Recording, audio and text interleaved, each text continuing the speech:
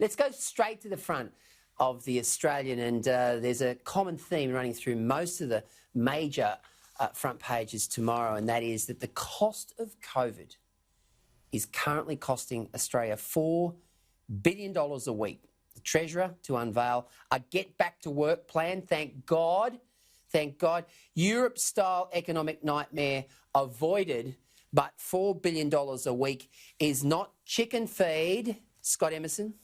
Oh, look, Josh Frydenberg's also been listening to you, Peter, and reading your columns about this because, look, this is the harsh reality of continuing on this. $4 billion a week. It's destroying the economy at the moment in terms of that. And the longer we keep these restrictions in place, the harder it's going to be to get back. So I think people are looking for a roadmap, whether it's the economy, whether it's schools, every aspect of this. They want to see the federal government, and in this case, they want to see Josh Frydenberg outlining what is his roadmap to get us back to where we were. And the sooner we get back, I can tell you, it lets us get ahead of some of the others in the world in terms of their economies and gives us the best chance to get Australia back up and running. Well, look, I'll tell you what, Josh Frydenberg's press people have been working very hard today because tomorrow at the National Press Club, he will outline his roadmap. He will outline his vision to get Australia back to week. And we might just have a look at how the front pages of tomorrow's major newspapers are treating this story. The front page of The Age, lockdown costs nation $4 billion a week, Frydenberg. The Sydney Morning Herald, virus war costs $4 billion a week, Treasurer. Financial Review, shutdown costing $4 billion a week. Frydenberg urges quick return to work. 10% economic contraction.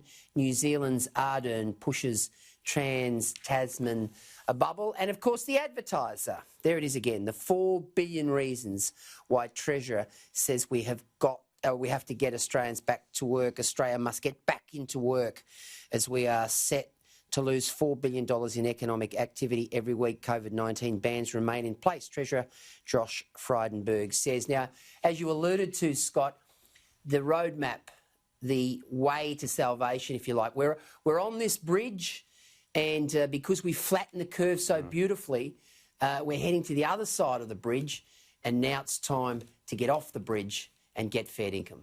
Yeah, look, and I think it's going to be very clear. This is challenging. This is challenging to the government. In one sense, it's pretty straightforward about what to do with COVID in terms of what the government's been doing. Look, Morrison and the team there have done a sensational job. They've said, look, let's put the restrictions in place, let's try to do that. And Australia is probably leading the world as a success story in terms of dealing with COVID, and Jacinda Ardern and New Zealand have done very well as well. But this is now the tricky part. How do we come out of it?